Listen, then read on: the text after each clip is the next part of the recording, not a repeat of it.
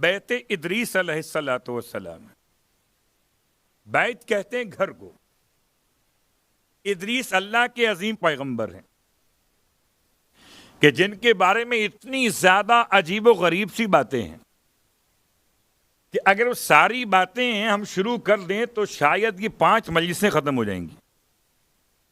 اتنی عجیب و غریب سی باتیں. لیکن بہرحال ساری باتوں کو چھوڑتے ہوئے کچھ تعارف پہلے کر لیں. ادریس کون ہیں؟ وہاں ان کا گھر کیسے؟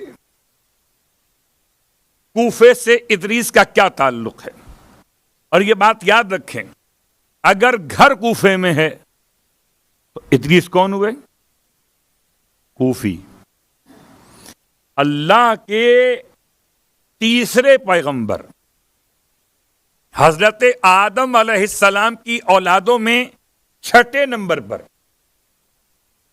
آپ کا اصل نام ہے اخنوخ، الف خ نون واو خ.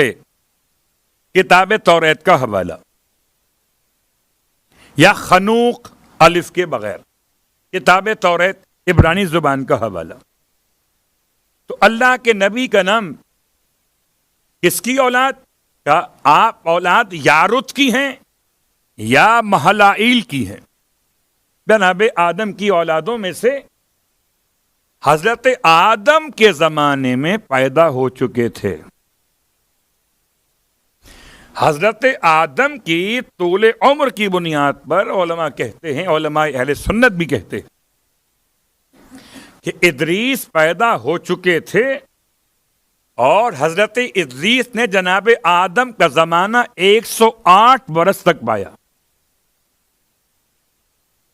حضرت آدم نے اپنی اولادوں میں 6ٹھی نسل دیکھی ہے. اللہ اکبر. جناب ادریس، آپ کا لقب ادریس یا آپ کا نام ادریس، قرآن مجید فرقان حمید میں 2 مقامات ہیں یا حضرت ادریس کا تذکرہ نام لے کر کیا گیا. اس طرح قرآن میں 2 مقامات میں ادریس نام آیا، ایسے کوفے میں آپ کے مکان کا حوالہ آل محمد کی زبان پر آیا. 2 مقام کون سے اور کیا عنوان تھا؟ آئیے، پہلا مقام سورہ مبارکہ مریم میں. آیت کے 2 الگ الگ، یعنی ایک کے بعد ایک. آیت نمبر 56 اور 57، آیت نمبر 56 اور 57. وَاذْكُرْ فِي الْكِتَابِ ادریس اِنَّهُ كَانَ صِدِّيقًا نَبِيًّا وَرَفَعْنَاهُ مَكَانًا عَلِيًّا. یاد کرو کتاب میں ادریس کو کہ ادریس انہو کانا صدیقا نبیّا، ادریس بڑے سچے نبی تھے خدا کے. اب پتہ چلا نبیوں کو صدیق کہتے ہیں، تو کسی اور کے لیے لفظ استعمال کرتے ہوئے خیال کرنا پڑے گا. صلوات پڑھے محمد و آل محمد.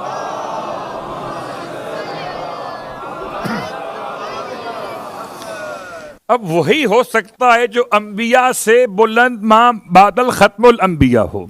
اس سے اکبر کہہ کے یاد کریں، صدیق، انہو کان صدیقا نبیّا. آپ نبی بھی تھے، صدیق بھی تھے. اس کے بعد وَرَفَعْنَاهُ مَكَانًا عَلِيًّا، ہم نے انہیں اٹھا لیا. رفعناہ مکانًا علیٰ، بلند مقام کی طرف. 4 انبیاء ایسے ہیں جو ابھی حیات ہیں، جن کی موت کی تصدیق نہیں ہے. ان میں سے ایک نبی یہ ہیں جناب ادریس. ادریس کے لفظ کا ترجمہ کیا ہے؟ ادریس کے لفظ کا ترجمہ ہے بہت زیادہ درس دینے والا. عجیب بات، حضرت ادریس 72 زبانوں میں درس دیا کرتے تھے. میں سوچتا ہوں اتنی زبانیں سننے والے کہاں سے؟ اصل بات پڑھے محمد و آل محمد.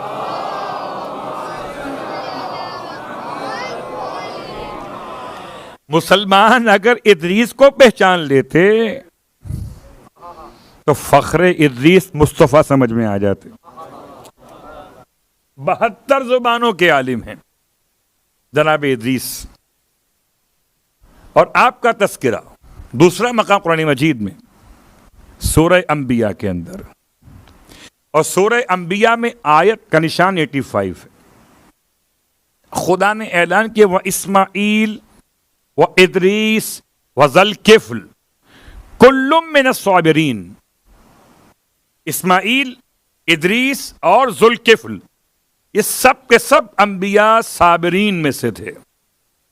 تو پتہ چلا صابر ادریس، صدیق ادریس، نبی ادریس، مکان عالی پر جانے والے ادریس، چوتھے آسمان پر سرکار ختمی مرتبہ صلی اللہ علیہ وآلہ وسلم سے ملاقات.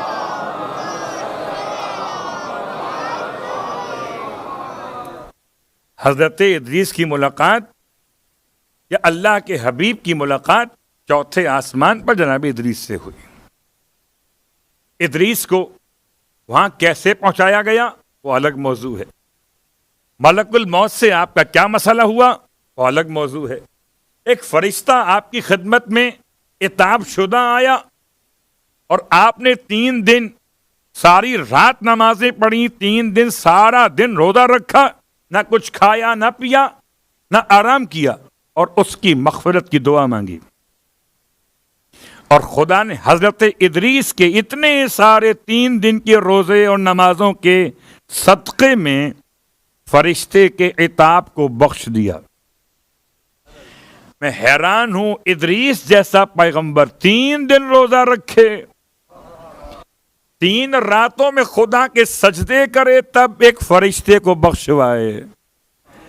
اور اگر آئے گہوارہ حسین کے پاس،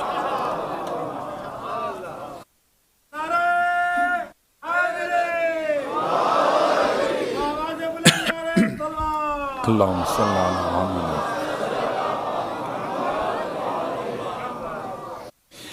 اگر آئے گہوارہ حسین کے پاس تو اب دردائیل ہو، سلسائیل ہو یا فطرس ہو، یا تینوں الگ الگ فرشتے ہوں، یا ایک نام یا ایک فرشتے کے 3 نام، بہرحال اتنا کافی تھا کہ گہوارہ حسین سے مس ہوا. اور خدا نے بغیر کسی دعا کی درخواست کے، بغیر کسی سجدہ حسین کے، بغیر کسی صوم سید الشہداء کے، خدا نے ایسے بخشا کہ فرشتہ بھی ناز کرتا ہوا چلا. میں کہتا ہوں کبھی کبھی اترانا بھی اچھا لگتا ہے، کبھی کبھی اترانا بھی، ترانا اچھا لگے وہ اور موضوع ہے آج کا. صلوات پڑھے محمد و آل محمد.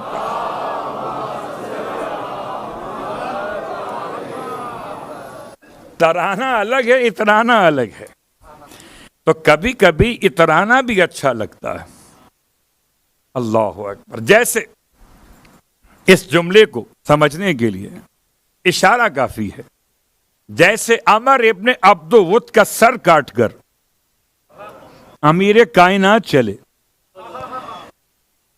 دیکھنے والے یہ سمجھے کہ آج تو علی کے چلنے میں تکبر آ گیا،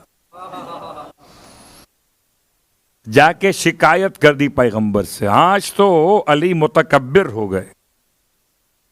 اللہ کے رسول نے بجائے اس کے کہ علی کو بلاتے سمجھاتے کہ بھائی تکبر نہ کیا کرو، اچھی بات نہیں ہے، کافر کا سر کاٹ کے لائے ہو، سر جھکا کے چلو. ارشاد فرمائے اگر کسی نے دیکھنا ہو کہ جنت کے جوانوں کے سردار جنت کے باغات میں کیسے ٹہلا کریں گے تو آج علی کی چال کو دیکھ لے. اترانا اللہ اکبر. تو کبھی کبھی اترانا اچھا لگتا ہے، خاص طور سے جب اترانا بھی خدا کے لیے ہو. نفس کے لیے ہو تو نفس کی بیماری کا نام ہے اور خدا کے لیے ہو تو خوشنودی خدا کا نام ہے. یہ فرشتہ جو حضرت ادریس کے پاس آیا تھا اس کا کیس الگ ہے، اور جو سرکار سید الشہداء کے گہوارے سے مس ہو کے چلا اس کا کیس الگ ہے. کہ ایسے چلا کہ کہتا تھا مم مثلی، مجھ جیسا کون ہے، وہ انا عتیق الحسین، میں حسین کا آزاد کیا ہوا ہوں. عجیب لفظ کا انتخاب کیا ہے. میرا عنوان وہ نہیں ہے، ورنہ میں لفظ عتیق سے لفظ طلیق پر بحث کو لے کے جاتا کہ طلیق اور ہے، عتیق اور ہے. طلیق کی جمع طلقاء ہے، اور عتیق اتنا حسین ہے کہ خدا اپنے گھر کو بھی بیت العتیق کہتا ہے. جناب ادریس علیہ السلام، پوری داستان ہے آپ کے بارے میں. پھر فرشتے نے آپ سے پوچھا کوئی آپ کی حاجت ہو تو بیان کریں. آپ نے کہا مجھے ملک الموت کی زیارت کرا دو، مجھے ملک الموت کی زیارت کرا دو. فرشتہ لے گیا. ملک الموت کہاں ملیں گے؟ سرچ کرتا رہا کہاں ملیں گے کہاں ملیں گے. آسمانوں پہ لے گیا. چوتھے اور پانچویں آسمان کے بیچ میں تھے ملک الموت، اور بڑے متفکر تھے، بہت گہری سوچ میں تھے. جا کے سلام کیا، پوچھا ملک الموت سے کہ کس فکر میں ہیں؟ کہ اس فکر میں ہوں کہ اللہ نے مجھ سے کہا ہے کہ ادریس کی روح قبض کروں چوتھے اور پانچویں آسمان کے بیچ میں، اور ادریس تو زمین پر ہوں گے. صلوات پڑھے محمد وآل محمد.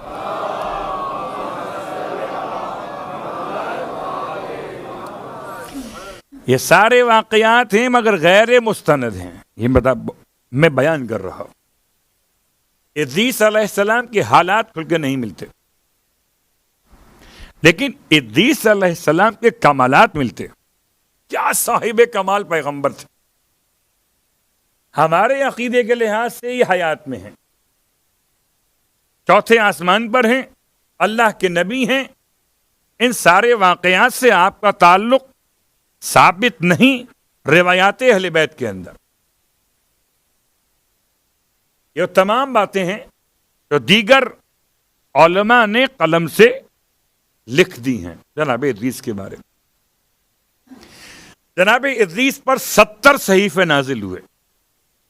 یہ پہلے انسان تھے کہ جنہوں نے قلم سے لکھنا سکھایا. حضرت آدم کے چھٹے ایسے چھٹے ہوئے تھے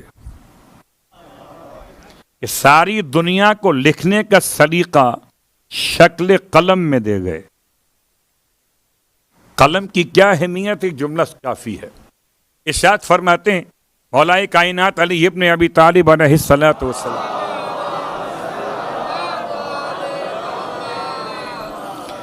فرماتے ہیں العلم وحشی قیدہ بالقلم.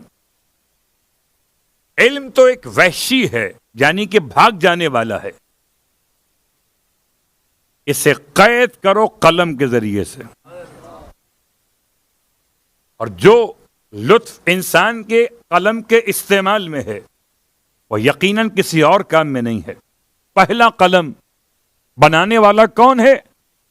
کوئی عیسائی نہیں، یہودی نہیں، بت پرست نہیں، منکر خدا نہیں، ادریس علیہ السلام ہے. آپ نے قلم آغاز کیا. قلم کے ساتھ ساتھ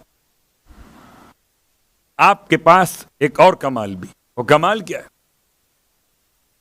آپ کے اس اعلان سے پہلے، یعنی آپ یوں سمجھیے کہ ترقی پسند آدمی کی پہلی شکل ہے جناب ادریس.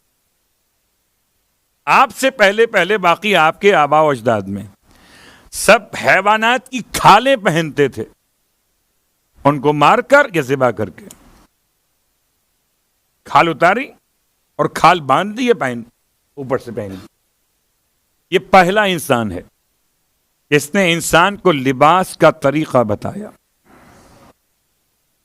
آپ نے سوئی اور دھاگے کا استعمال انسانیت کو سکھایا کہ کیسے لباس سیا جاتا ہے. اللہ. اب قلم والے بھی سمجھیں اور سب کے سب لباس کی اہمیت کو پہچانیں. ویسے حدیث یاد رہیں نہ رہیں، البتہ ایک وقت ایسا ہے کہ حدیث کو یاد کیجئے خاص طور سے، جب کہ آپ ماہ رمضان میں یا سال بھر کسی اور دن میں روزہ رکھیں تو وقت سحر میں ان کی دعا پڑھیں. حضرت ادریس کی دعا مخصوص ہے دعائے سحر کے نام سے. کتاب اقبال الاعمال میں سید ابن طاؤس علیہ الرحمہ نے یہ دعا لکھی اپنی کتاب کے اندر حوالوں کے ساتھ. تو جناب ادریس جب کپڑا سیتے تھے تو دعا پڑھتے جاتے تھے. اس دعا کو دعائے سحر کے نام سے یاد کیا گیا. ادریس. اور اب آئیے، ادریس کے پاس علم فلکیات بھی، پہلا انسان جس نے میتھمیٹکس ایجاد کی ہے ادریس ہے. علم حساب بھی، علم نجوم بھی، نجوم، فلکیات اور حساب، یہ سارے علوم، بلکہ یہ سمجھ لیجئے کہ حضرت نوح تک جتنے علوم پہنچے ہیں ان سب کے اول شخص جناب ادریس علیہ السلام.